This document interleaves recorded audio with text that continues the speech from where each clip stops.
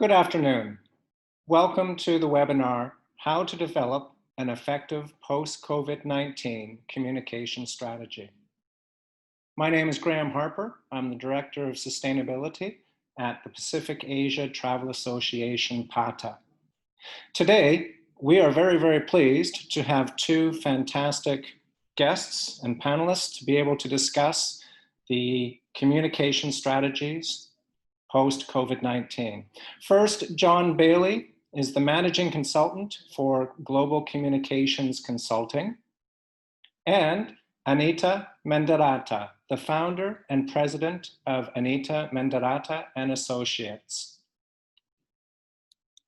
As we're going through and doing our webinar, you will have lots of opportunity to be able to ask questions and send in your thoughts. We would ask that you use the Q&A function on the toolbar, either at the top or bottom of your screen. And with this, it's my pleasure to hand over to Anita for the introductions and the beginning of the webinar. Anita, please. Graham, thank you very much. And to everyone watching, enormous thanks for joining us today. This is an incredibly important session at a very important time in our lives. As I say that, I'm going to start off in my somewhat official duties as a special advisor to the UN WTO Secretary General, who sends his regards and thanks PATA for all the support you've given in a critical part of the world at, again, this incredibly important time. Also, what's very important is the fact that the Secretary General back in May put out the little soundbite that trust ultimately is the new currency during this time of COVID-19. And ultimately, it is communications that is the heartbeat of that trust. So it's really lovely to be with you all today, to be able to speaking at a webinar that is helping people get to keeping that heartbeat strong, looking at communications and the role that it has during this time of COVID-19, which we know is now defining not just this year, but our industry as a whole for our generation. To say that, though, is to not be able to say it without appreciation again to PATA and to Dr. Mario Hardy and Graham and everyone for creating the community that you have across the PATA community and across the world during this time. When we're dealing with an invisible pandemic, this is a healthcare crisis and a humanitarian crisis, which has created an economic and a travel and tourism crisis. And what is very clear is that we either all win or we all lose. And so having this session led by PATA is very important in recognizing the skill of communication is the skill of being able to make human contact and enable people to move through. That said, and not spending any more time on the intros, I'm dropping now the diplomatic shield. He has been warned, because we have joining us today an exceptional choice of speakers. John Bailey is a gentleman that I know from the aviation community, his background very much being in IATA, and we are blessed to have him as part of the tourism community now, very much at the center of the Crisis Resource Center created by PATA. John has many years, decades, shall I say, in this environment, both in travel, tourism, and in aviation. So technically he started when he was a baby, but we are thrilled to have him with us today. And I look forward to learning from him. In terms of learning, the learnings will be there. The presentation he's going to give will be provided afterwards along with the video recording. And please do send us your questions through the Q&A box that Graham called out up front. We will be filtering through these and making sure that we get the answers live from John while we're on air. And if we can't answer them all, he will make sure that he responds to them directly. So with that, John, I welcome you warmly from chilly London, admittedly, and I thank you very much for joining us and everything you have done to keep the travel and tourism community stronger during a time of great fragility. Sir, over to you. Thanks very much, Anita. Hello, everybody. I'm actually speaking to you not from London, not from Bangkok, where in fact I'd very much like to be. I'm in Montreux in Switzerland, where it's probably about 20 degrees and a bit cloudy right now.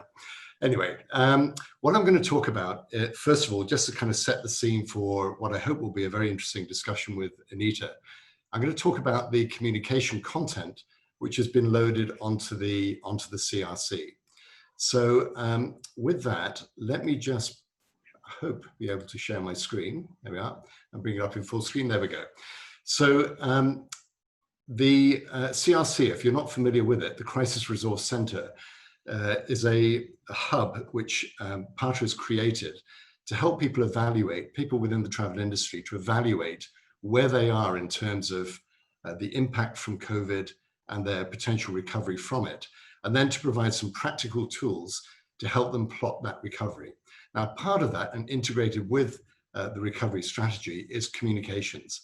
So we've developed two key pieces of communication content, which is on the CRC. And all of this is free to anybody who cares to go to the site.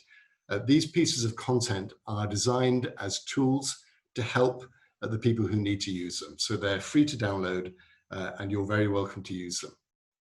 The first piece of content is a communication strategy guide, and it provides practical advice on how to plan and implement a communication campaign which will build credibility and trust with your key audiences. And we'll talk in a moment about who some of those audiences are. The second piece of content is a crisis communication planner. I think one of the things that has struck both myself and other observers, and I think people across the industry, is how poorly prepared many organizations were for a major crisis. Now, you could argue, how could we be prepared for something like COVID, which is absolutely unprecedented? Point taken, that is absolutely true. But nonetheless, I think the state of crisis preparedness for many government organizations and private companies, private businesses, was very much lacking. So what we've done is we've created a document to help guide your thinking on how to be better prepared for the next one. Not just in terms of crisis management, but specifically in terms of communication. So it's about creating a robust crisis communication plan to ensure you're better prepared to engage and reassure key audiences very, very quickly when the next crisis hits. And the one thing we know for sure is there will be another crisis. It may or may not be another iteration of COVID, but there are many, many other situations which can equally affect the ability of organizations within the tourism sector to operate normally. So let's dive in a little bit deeper and look first of all at that communication strategy guide. Some of the contents in there, it starts off just laying out some of the first principles, if you like. What are the things which you should be bearing in mind when it comes to starting to formulate a communication strategy? The first thing, of course, is who are you going to be talking to? What are you going to be saying? What is it you want them to know or think or do? So some of the principles in that first section are aligning your messaging with the actual actions you've taken. So in other words, say what you're going to be doing, what you have done, and then actually talk about what you've done. Integrating the communication strategy with your overall recovery plans. It's not good enough to simply develop a recovery plan and then add communication on as an afterthought. Well, let's go and PR this. Let's go and put out some press releases or hold a media briefing. Communication has got to be integrated as an integral part of the recovery strategy right from the very beginning. Another key principle, and it's something which we see every day, is not being observed by key government leaders and by others, using consistent messaging across all touch points to every audience. Also working collaboratively. This is an unusual crisis in the sense that it touches the entire community. Every level of society is impacted to some degree by the COVID crisis for the reasons that Anita explained at the very beginning. But nonetheless, in any major crisis, there are many, many different stakeholders involved, many different parties involved. And it's very important to work collaboratively so you're all pulling in the same direction and not sowing confusion amongst the people who are watching. Also considering all available media channels, not just, as you might say, earned media, traditional media relations. It's much, much broader than that. Your messaging needs to work across all media channels, your paid channels, your owned channels, your shared channels, social media, and also the channels that you yourself control. Some of the key points about authenticity, about transparency, about consistency, about being accurate in your messaging. Again, we're seeing organizations, leaders every single day who are not abiding by these key principles. The second part of the document focuses on barriers to success. And I think it's important to take a realistic look at, okay, you set your objectives, you know what you're trying to achieve. What are the things that are going to stop you from doing that? Those barriers may be internal, it may be to do with organization structure, it may be bureaucratic inertia, it may be lack of coordination with other stakeholders. It's important to think these through at the outset and try and work out how you're going to address and remove or mitigate some of these barriers, therefore thereby improving your chances of success. We also talk about stakeholder mapping. Now, across the travel industry value chain, the range of stakeholders that organizations need to engage with is vast, very, very complex, both internally and externally. So what we've laid out is a methodology, pretty rough and ready, but nonetheless very usable, for how do you actually identify all these different stakeholder groups, internally and externally, and then how do you prioritize them? And we've offered a couple of different models for how to prioritize them, because that will also guide your thinking in how regularly you need to engage with these different stakeholders and how you're going to do that, what channels you're actually going to use to be able to do that. So we provided a couple of models for doing that. Also, understanding the audiences. What is it that they want to know from you? And what is it that you want them to know? And what do you want them to think, to feel, or to do as a result of what you're telling them? We also talk about developing a messaging framework and also how to use that framework.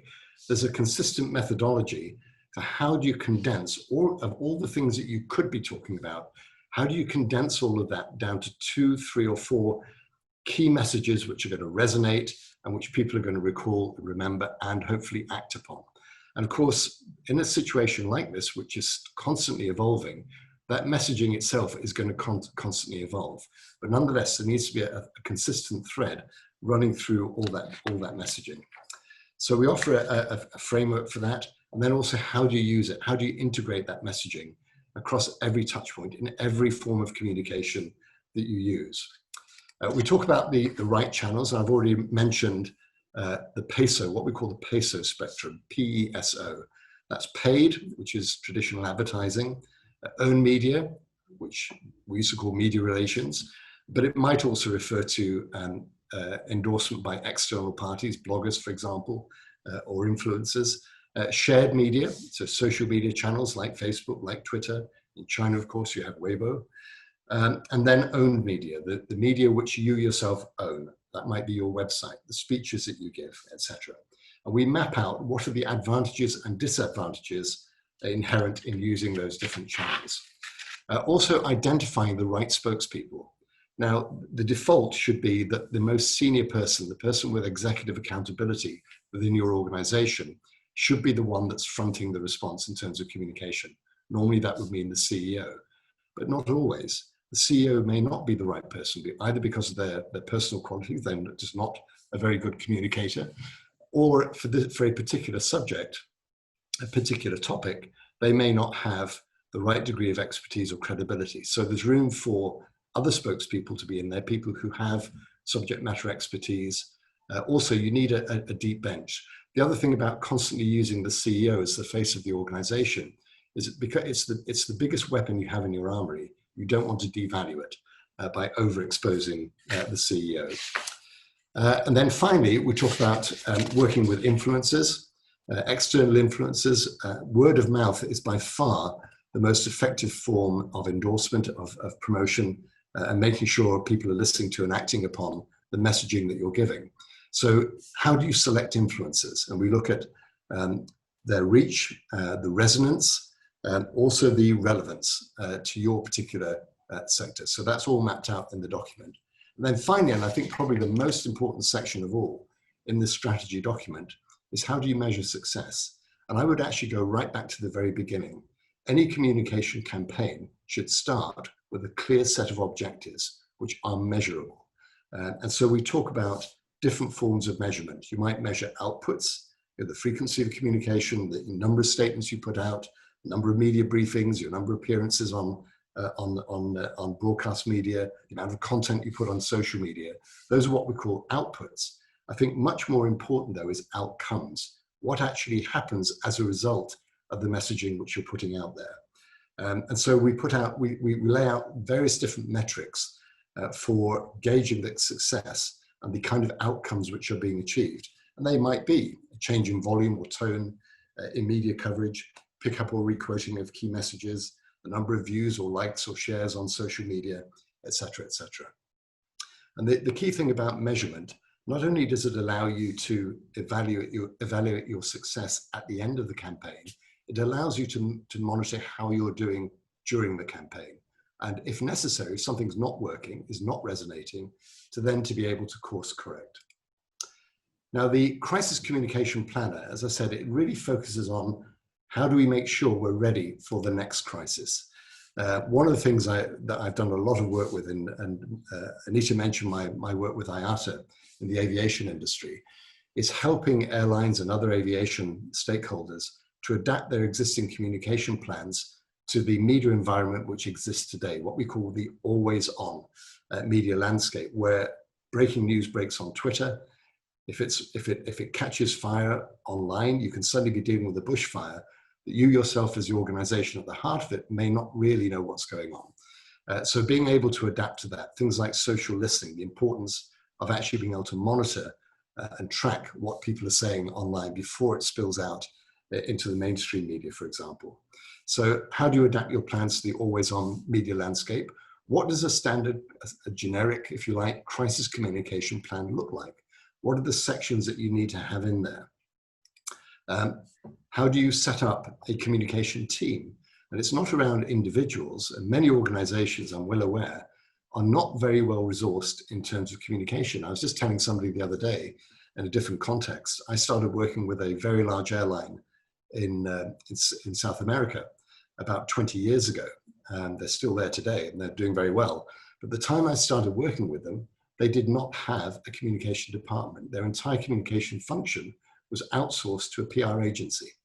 And I managed to persuade the CEO that they needed to bring that in-house. There's nothing wrong with using external agencies, but you need to own that responsibility internally.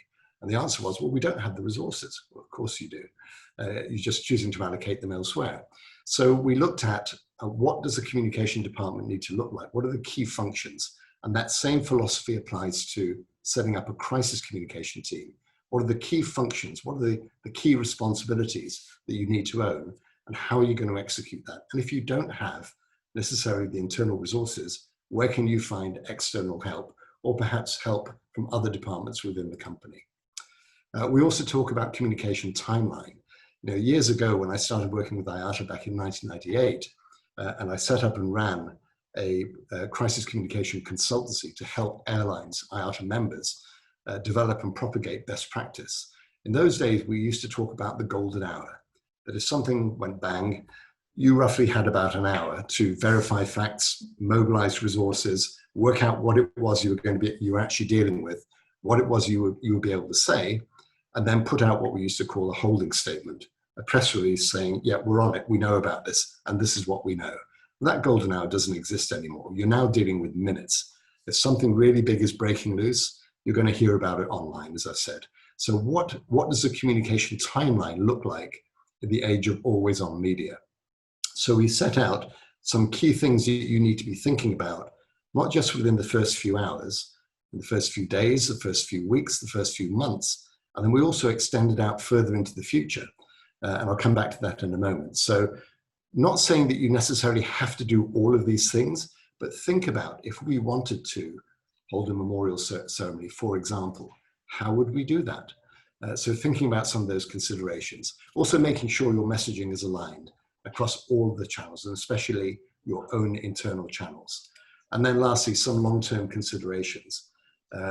I was involved in the aftermath of the tsunami in Phuket back in December of 2004. I was part of a team that was in and out of Phuket for about 9 months. One of the things that I got very involved with was working with the Tourism Authority of Thailand on planning for the memorial. And, you know, we started working on that in February of 2005. The memorial wouldn't be until December, but it was very important that people started thinking, and that not just the Tourism Authority, but also other tourism businesses affected in Phuket. How are we going to deal with the memorial 1 year from now? Because absolutely for certain there will be. And so they did a very good job of that first year anniversary, but then what about year 2, year 3, year 10, or year 20? So these are things that you have to think about very carefully. Right, so just recapping some of the key communication principles post-COVID. First of all, focus on safety in your messaging, because that is the key consideration that most people have, especially if you're a destination management organization and you're trying to convince potential visitors, that it's safe to come back. Safe is the key word there. So talk about why is it safe? What are the things you've done to ensure their safety? Align your messaging with the actions you're actually taking. As I've said before, integrate the communication strategy with your overall recovery plans. Use consistent messaging. I'll emphasize that word consistent across all touch points to every audience. Work collaboratively with other involved parties, and there will be many. Consider all available media channels. Set your objectives at the outside and establish your metrics for success, and then regularly monitor your progress and course correct where necessary. So hopefully that's given you just a flavor of what's on there. I would urge you, anyone who hasn't already done this and is thinking about how do we make communications a key part of our recovery strategy, go onto the CRC site. Please do download these documents, and I hope you'll find them useful. So I think with that, I'll come out of screen share, and hopefully that set the scene for a good discussion with Anita, and also for your questions. Stunning. Thank you very much. You can always tell a good aviation man because he finishes his presentation exactly on time. So thank you for that, John. And I'm really grateful for it because you've brought in a very specific human touch to the strategy and the processes that the Resource Center provides. I am going to warn you, I did send a little message to Dr. Hardy and asked, how strongly can I challenge John while we're doing this Q&A session? To which he responded, and I quote, go for it. So I will do it in a way that is respectful of your role and with great appreciation of what you bring, and also the fact that you're operating in Asia, so we're conscious of face. But I want to ask you a couple of questions. Actually several, because your presentation tapped into a lot of really good thoughts. One thing I find fascinating about helping people deal with this challenging time of COVID-19 is that we often separate the us and the them. And as I said up front, this is a humanitarian crisis. We are them. We are the travelers. We are the victims of this pandemic.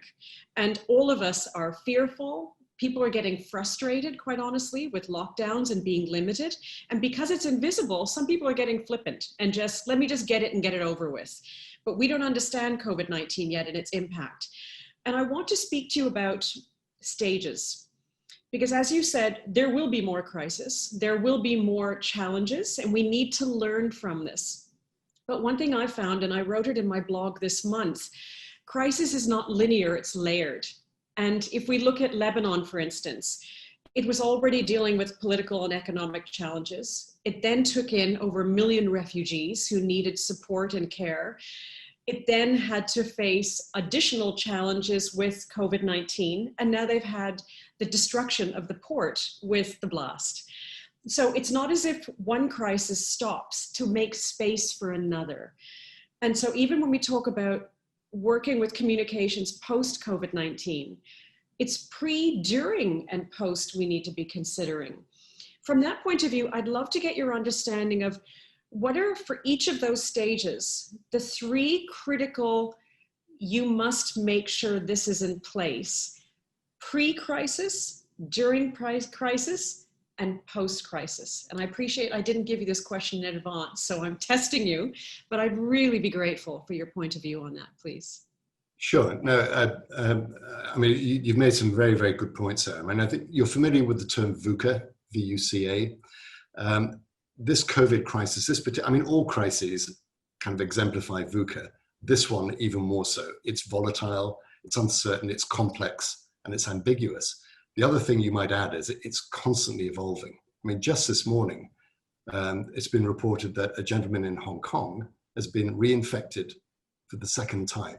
This is the first case which has been reported where someone who's already had the virus has now apparently been reinfected, which of course throws open a whole bunch of questions about, well, what are the chances of a vaccine actually being effective? If somebody who has antibodies can be reinfected. So I just use that example just to emphasize it is constantly evolving and it is completely uncertain. And to your point, it's layered as well. So I think almost by definition, there is no playbook for a situation like this because we haven't encountered this before. But having said that, there are certain key principles which apply and almost should be a North Star running through all of this for leaders and for organizations, for individuals as well. But I think when it comes to communication, I think you've got to understand what is it. I talked about mapping your audiences and understanding what it is they want. I think there are 4 key questions that most audiences will have. Number 1 is what's happening right now? What is the current situation right now? Secondly, who's it happening to? Who's affected by this? Is it people like me? Is it me? Is it my family? Is it my business, my organization? Why should I care?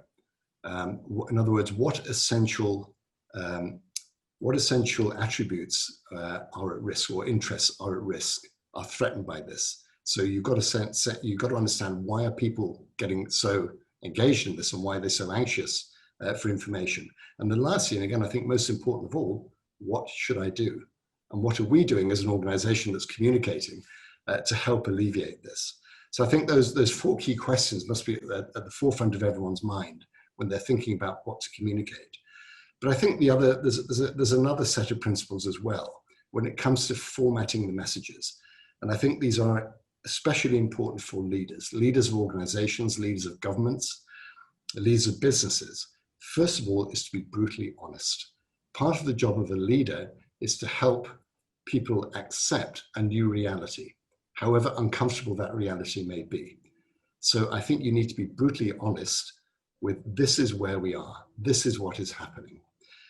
Secondly, I think you need to offer people a sense of hope, but not happy talk, not false hope. And without pointing fingers, I think you probably all know who I'm talking about, but we're seeing false hope offered by government leaders every day of the week. And by the way, not just in one country, though conspicuously in one country, but in many others as well. So not happy talk, but hope, which is based on a set of actions, which you can see will have an effect. And I think the other thing is, and again, very key, and this applies, I think, to any crisis, is showing empathy. Understanding what people's fears are, their anxieties, what it is they need, and helping them to understand that you get that. Because as you said, this actually affects all of us. You know, the government leader on the stage may himself have contracted COVID. That happened with Boris Johnson, Prime Minister of the UK. It's happened with the wife of the Canadian Prime Minister. It's happened with the President of Brazil. So, you know, they themselves are equally at risk of this. So show empathy. Yes, we understand this, but we will get through this together. But this is how we're going to get through this. Not offering by happy talk, not throwing up false cures or quack remedies, but actually a concrete set of actions that if we follow this, we will start to see an effect.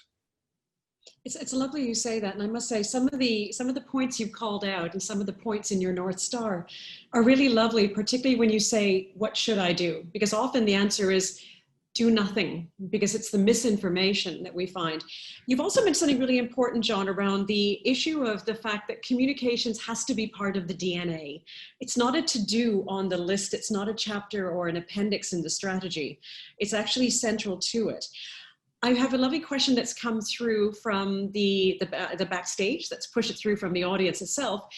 And I appreciate it's tricky because we might be crossing a diplomatic line here, but is there an NTO or a destination that you can look at in this time when we are the living case study? Because as you've said, this has never happened before. Is there a destination or an NTO that you feel has been doing this really well, both strategically and instinctively? Actually, that point instinctively is a good one because it comes to mindset. I think there are a number of examples, and I think specifically across Asia, if you look at South Korea, for example, if you look at Taiwan, I think even Hong Kong, if you look at, given all the other challenges they have, if you look at, I think to some extent, Singapore, New Zealand as well, not just in the way they've messaged and the way they've reassured the population and in fact that the entire community, that if we follow this course of action, we will be able to mitigate this threat and we will get through it. And it's not just happy talk because they are actually tangibly making progress. But also they've managed to set expectations that just because we haven't had a new case for 10 days or whatever it may be, does not mean we're out of this yet.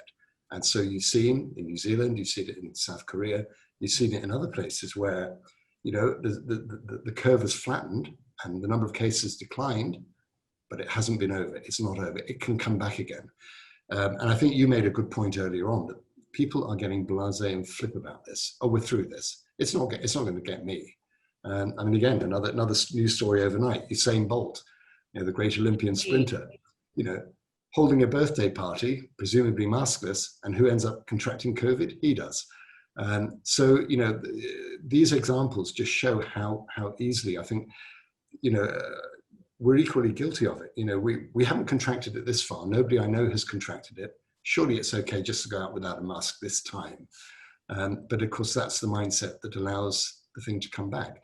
So, you know, being able to consistently communicate with the, you know, all the affected stakeholders and the general population to get them to continue to observe the measures, but offering them signs that it's working.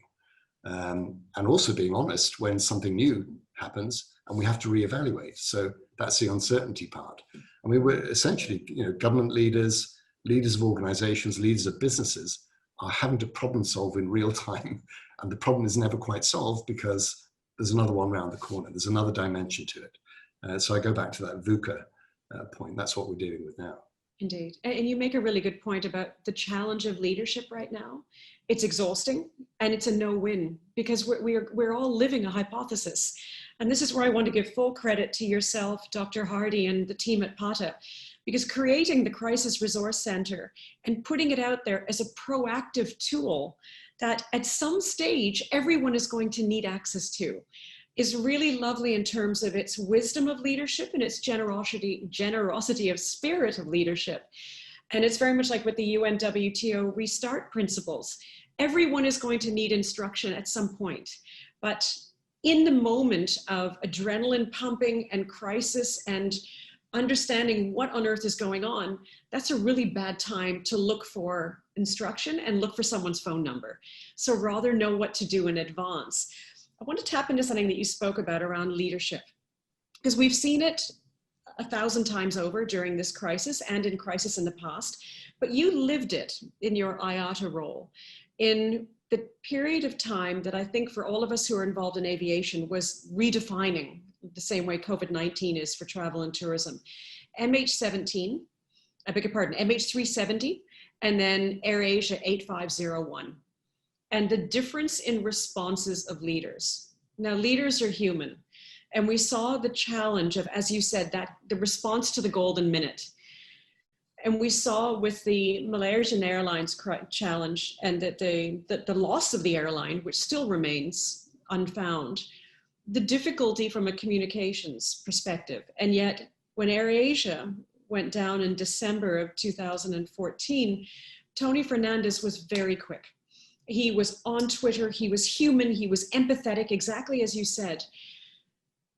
But so much of that comes down to the wiring of the leader. Some leaders respond, you and I are people who run to the fire. Some people run from it. What have you learned around how to help leaders if they either don't know what to say or, quite honestly, don't know when to stop talking? Because it can go on both sides. Can you provide us some guidance and insight on that, please? Well, just going back to the two specific examples you mentioned, I have a personal involvement in both. I was asked to go to Kuala Lumpur, I think 3 days into MH370, and ended up staying for several weeks and was part of a team which then followed me in. And that team was engaged with Malaysia Airlines for about a year. And specifically, we were advising the chairman, the CEO, the board, and the senior management on the response. Now, I think the biggest problem that Malaysia Airlines had was that they were not in control of the narrative. I mean, there were many problems they had.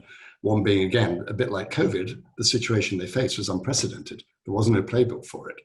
And there's a vacuum of real information. But the key issue was they did not control the narrative. So when people talk to me about MH370 and they use it as an example of poor communication, I said, okay, well, think back to who was doing the communicating. Where was Malaysia Airlines in all of that? Because I saw up close and personal just, what very, very decent people they were, how devastated they were. Everybody we dealt with within the airline, they were doing their absolute utmost to do the right thing, specifically for the families. One of the things that people forget in a situation like that, and I think it applies to other types of crisis too, but I think specifically in an airline situation, the airline itself is also a victim. They lost 13 friends and colleagues. Absolutely. The chairman of the Crisis Management Center at Malaysia Airlines, who in fact is now the CEO, became a good friend of mine, went through cadet school with Captain Zahari. They were very close friends. Their families had known each other for decades. Now he was having to deal with the loss of a close friend, see all the accusations that were being made against Zahari, and at the same time, chair the Crisis Management Center. So imagine, I always say, until you've walked in somebody else's shoes, you don't really understand what they're having to deal with. So I get a bit prickly when people hammer Malaysia Airlines because they were doing their absolute utmost. With AirAsia, I'd worked with AirAsia for about 3 years before that aircraft went missing. Specifically, I'd helped develop their crisis communication plans. We've done training across all the different airlines in the group. There are 9 different, what we call AOCs, operating airlines, or they were at the time, within the AirAsia group.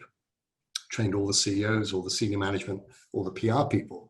But one person I never got to, although it wasn't the plan, was Tony. Because one of the problems is you can't train Tony to do anything. But with Tony, it was very much instinctive. He's a very warm person. One of the first conversations I had when I started working with AirAsia, with their then head of communications, was, okay, if there's a bad one, if an aircraft goes down, where's Tony in all this? Because he is the face of the brand, very much like Richard Branson was with Virgin, and is with Virgin.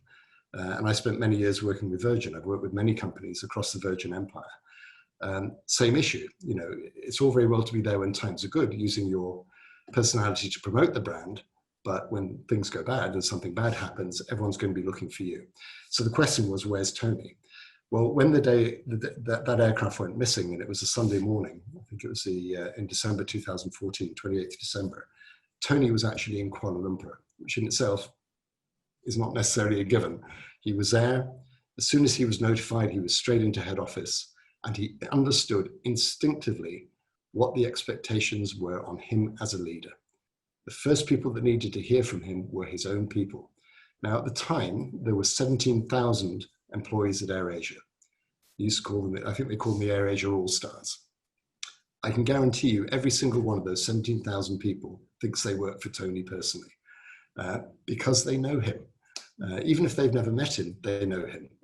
Tony, it's all open plan at their office. Tony eats in the canteen. He hangs around people's desks gossiping. They all know him. He's a very warm, empathetic person, as is his business partner, Kamarudin, executive chairman.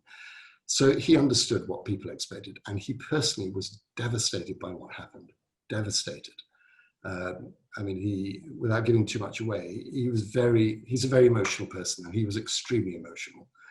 And that emotional response, that instinctive emotional response, to use your word, resonated in and was apparent in all the communications.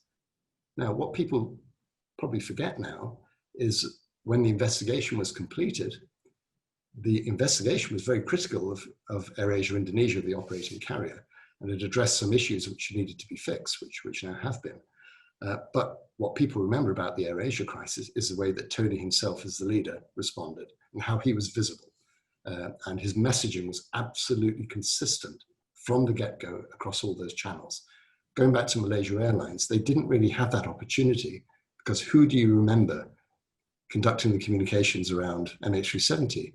It was the Minister of Defence, the acting Transport Minister, and it was the Prime Minister.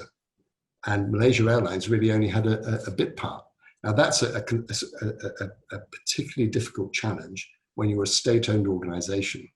When you're a government-owned airline, how do you tell your government to back off and let us control the narrative on this? That's an issue that goes way beyond Malaysia Airlines. So I'm not sure I've really answered your point. But I think in terms of the advice you give to leaders, is be authentic, show empathy, be consistent, but be visible. People want to hear from the leader of the organization. They want to see the leader. Even if you're not necessarily giving them new information, you have to be out there. You have to show them that you personally are involved in this, you understand the impact, and you're doing your level best to help them get through this. And better days will come. You've actually answered that beautifully, because to your point, and I would argue as well that Tony, for all of his incredible innate skills in communication, also saw the struggles of MH370's leadership. So learned from that. But you make a good point, because some people are just uncomfortable. And I'll explain why I'm pushing this point so much, because ultimately the resource center strategies, they don't communicate, humans communicate. And the resource center, what you've done with it is brilliant in terms of providing the tools and the confidence that what they are going to do will be the right action. But one thing I find really interesting about what you're saying is that if a leader is not comfortable, they can still be visible, sitting beside someone who has a better control of a narrative.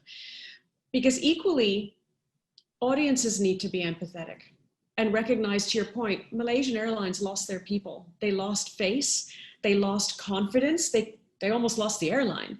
Everyone was hurting the same way in COVID-19, which I'm going to flip this around now, because I remember vividly when, and to move on from this case, but a tiny little point, when Tony did an interview with Richard Quest at Davos the following January. It was the first interview he'd done after the incident. And Richard made the comment of, we know that you're trained for this. Every CEO goes through the training. And I have the video in my files. Tony had this ghost-like look on his face, and he said, everyone's trained for the call, but it never protects you from when you get the call. And I thought that was really beautiful, because he felt it. Everyone feels it, whether they show it or not, which begs the question. We're dealing with a crisis that is continuing. I don't think there's anyone that we know and that's watching that doesn't know someone who has suffered from COVID-19, directly or indirectly. As a leader, when it comes to communications, you are always looked at as the source of energy, of hope, of information, of guidance. But you're human and you're hurting. What do leaders of communication need to remember? Not even leaders, everyone involved in communication, around protecting themselves to be able to make sure that communication stays strong, accurate, timeous, and helpful. Now that's an interesting one, because the need to protect yourself in these situations, I think, is sometimes overlooked. Because the reality is, if you look at specifically at the COVID crisis, this has now been with us for nearly 8 months. Not only is the general community worn out with this, but leaders are getting exhausted. They're stressed. They're under pressure. And so one of the things I remember when I deployed to Phuket as part of an organization that was called in to help the different governments which were congregating, the different government agencies which were congregating in Phuket. We were there as technical advisors to the disaster victim operation. And the team that I was with brought with them a psychologist. And it was mandatory. It was mandatory if you deployed, it was mandatory that you had to do a half-hour debrief with the psychologist before you went home. And they would just give you an opportunity to kind of vent and let things out, but also give you some practical advice, things to look for when you go home. And sleeplessness, flashbacks, all those kind of things, and where to get help if you think you need it. And I think that's much overlooked, because people have now been, among the organizations directly responding to COVID, and those businesses who've seen their livelihoods virtually crumble in their hands as a result of this pandemic, those people have been operating under enormous pressure for a long time now. And everybody has their breaking point. And so I think I would say people need to look after themselves and if necessary, be looked after and get a break from it. But I think going back to the point about, yes, people look to leaders for guidance. They look to them for inspiration and hope. They also want them to be human. We're all human. And so that's one again, another North Star. Not that we have too many North Stars, but a guiding principle is to be human. be yourself. I mean, Tony, going back to Tony Fernandez, Tony was absolutely himself. What you saw on camera in all those briefings he did, that was the reality. The one difference is he was very emotional, but he held it together in front of the media. In private, he didn't. You know, he's human. And he was deeply, deeply affected, as was everybody who responded to that. And everybody at Malaysia Airlines, I can tell you, I saw it. So, you know, they were all human, but the outside world wasn't necessarily seeing as much of it with Malaysia Airlines for the reasons I've described. Indeed. And sadly, because we live in a world of verified and unverified communications, I always argue 140 keystrokes of fame does not mean that it is truthful in terms of the communication that goes out.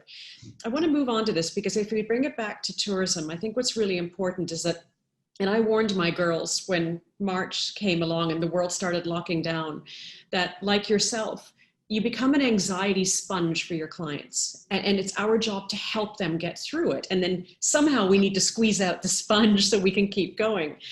The same applies to destinations. And when we look at destinations who've communicated really well to audiences, I want to touch on the issue of the danger of going silent.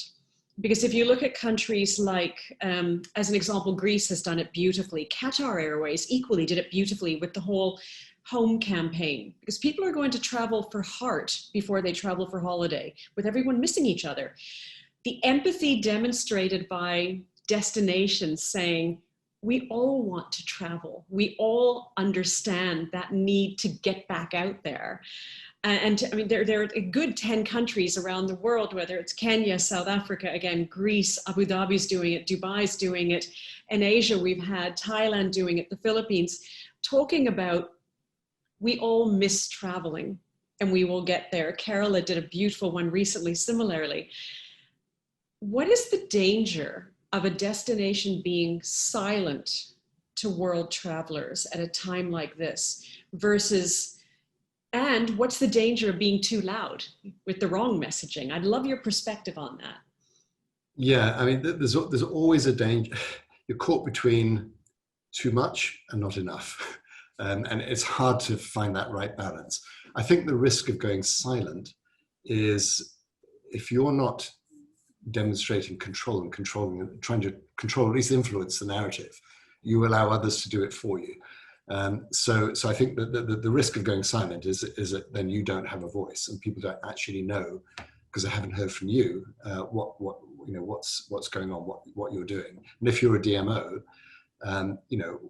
why is it so? If I'm thinking about, okay, right, I can now travel again. Am I going to go to, Mauritius? So what is actually going on in Mauritius? If they're not telling me, then I'm going to look for somewhere else. So I've got to feel that sense of safety. There is a danger on the other side of being, over communicating and over emoting, if you like, and people then getting confused amongst all the noise. So I think finding that balance is really hard, and there's really no right answer. When I do a lot of crisis communication training for different clients, and my favorite answer once we get to the Q&A when people interrupt is 2 words: it depends. So is this too much? Is this too much? Well, it depends what you're dealing with. It's a nice get out, but seriously, it does depend. But and I think that's also why organizations need to be listening and monitoring. What are people saying? What are their fears and concerns? Are they starting to get angry at us? If so, about what? And how do we address that? So, listening is a key thing, especially, as I said, in this always-on environment. If you don't have social listening, if you don't have the ability to see what people are saying and to track how the conversation evolves over time, you are going to get lost, and you're not going to be meeting the needs of the people who actually want to hear from you. So I think social listening is incredibly important now. You said something when you spoke about, and there's an interesting question that has come through, when you spoke about it depends, instinctively, I laughed, but then I suddenly thought, it does depend, because exactly what you said at the beginning of this webinar, COVID-19 is mutating. It started animal to animal, jumped animal to human, now human to human, and now it's just on a rampage. And we know that as Northern Hemisphere gets into flu season, et cetera, that's a whole different cocktail of risk. It does depend, because the context of where a country is at is changing. And I think what I love what you're saying about that caution point. Right now, national identities are being defined by statistics around COVID-19. If that identity is not owned by the country, it will be defined by a number of cases. And it's that muting. Questions just come out from Kate. Do you feel there is a consistent miscommunication between NTOs and national governments as to the open-closed border and destination health requirements, i.e. who can and can't enter, masks, no masks? And I like this because technically it actually goes, and sitting in the UK, it's not just, i.e. what are the regulations if I travel to Spain? The regulations traveling back in changed. So that all, and it was in 6 hours. Is there a disconnect, and how do we connect that now so people have travel confidence? Yeah, you're absolutely right. It's a very good question, because it puts the finger on a key issue, which is holding back and will hold back the reopening of travel more widely, which is this disconnect. It absolutely does exist. And the reason it exists is because governments are not talking to each other. Not only they're not talking to their own constituents, they're not talking to each other. So you have, this talk about in the UK about, well, maybe we're going to reintroduce a quarantine on people coming from France. The French say, well, you haven't talked to us about that. And if you do that, we're going to put a quarantine on people coming to the UK from the UK. I mean, that is not a recipe for building confidence in the reopening of the travel sector. So, I mean, there is no simple answer to this, because if there was, somebody would have found it. But, governments have got to talk to each other. There's got to be consultation and agreement on common standards. In a way, it's a bit like what happened, the wave of change which swept across the aviation industry post 9/11. What level of security is enough and what's too much? And it took a little while, but now generally, wherever you fly in the world, you generally can expect the same level of security precautions and screenings when you go through. Now that's taken, nearly 20 years to get to that point. We don't have 20 years for governments around the world to agree a common set of standards of how is it safe to travel, where is it safe to travel, when is it safe to travel? Because if people feel any level of doubt about, is it safe, they will not go. It's as simple as that, and we're going to be stuck in this loop for a long time. It's true, and it's my greatest fear about COVID-19 and our industry is not the health crisis, it's the why bother. It's people just saying, why bother trying? Which links perfectly to our last question before we pull it all together, and I hand back to Graham. David is asking, travel corridors/bubbles are working in some parts of the world, notably in the EU. How do you assess these as working? Yeah, it's difficult to say, because I'm going to use it depends. I think, even though you might say within the EU it's working well, but it's very fragile, I would say, and it's wide open to a member of government of the EU unilaterally saying, well, I've seen a very worrying spike in Spain, let's say, or Greece, therefore anybody anybody going there or coming in from there we're going to quarantine them. In the end, governments have the right to set their own security protocols in their own market. But again, it comes to back to that issue of collaboration. Now, within the EU, you would hope, because it is a supranational organization, within that forum, that provides a forum for a common understanding of protocols. But look at the UK sitting on the edge. They're no longer part of it. And they are unilaterally just making it up as they go along, it seems. And even within the UK, they can't agree. England has different standards than Scotland, which has different standards from Wales. It's ridiculous. But again, this all comes back to the situation we're dealing with, which is this VUCA. It's ambiguous, it's complex, it's uncertain, and constantly evolving. But yeah, you've raised a really good point, which can almost bring a concreteness to what you're saying. One of the critical stakeholders, especially in travel and tourism, which is dependent on international movements of people, is other governments. So whether you're actually within a governmental cooperation across countries or not, you still need to have those conversations, because the EU might no longer feature the UK, but the UK is emotionally, psychologically, operationally, and financially dependent on travelers from those regions. And we saw that with the UK imposing the quarantine requirements on those coming back from France. His Excellency, President Macron, was furious, recognizing the damage that's going to do and that why bother factor hitting people at an economic and psychological level. Before I hand over, I've got 2 minutes of questions left. And I want to ask you, I'm going to be greedy and take the last one. You've gone through an amazing amount of crisis in your life, and you've learned from it. You've been such a good resource for the global community and hand on people's backs just to keep standing. COVID-19, as you say, has been unique, profoundly unique. Why are you a better leader because of COVID-19? Wow, I can't use my "it depends" get out on this one.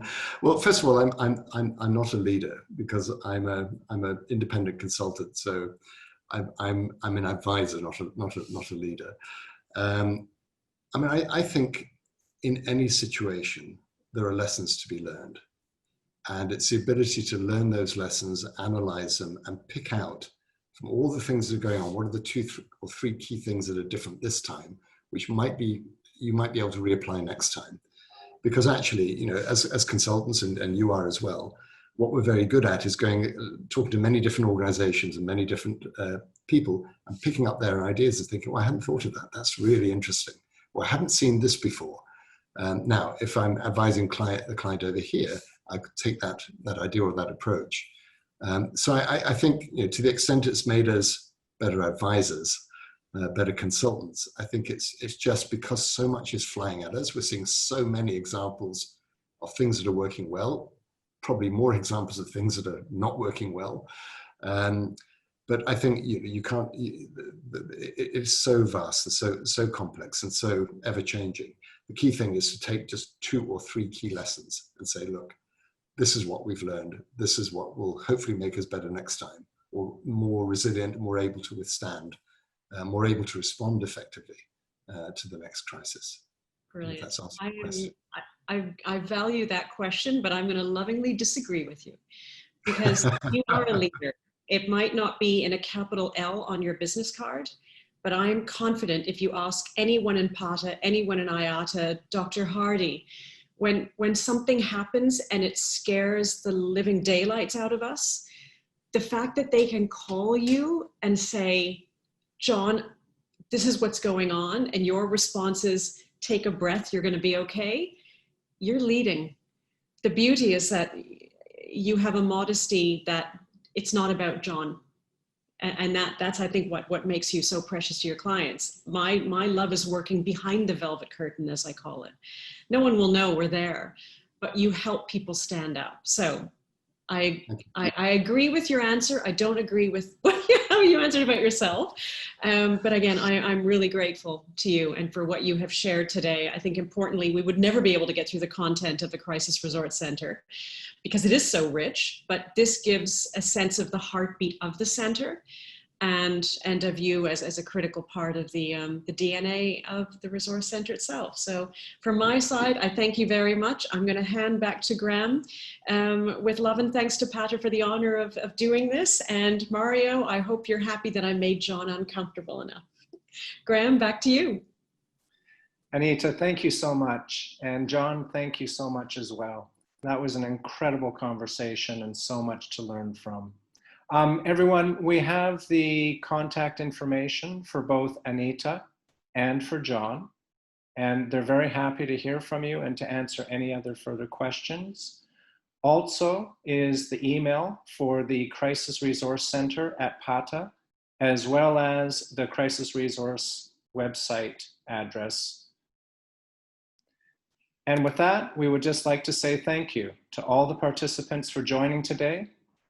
And we wish you the very best. One final note, we will be sending out the recording of this webinar next week to all registered participants. Everybody, thank you again,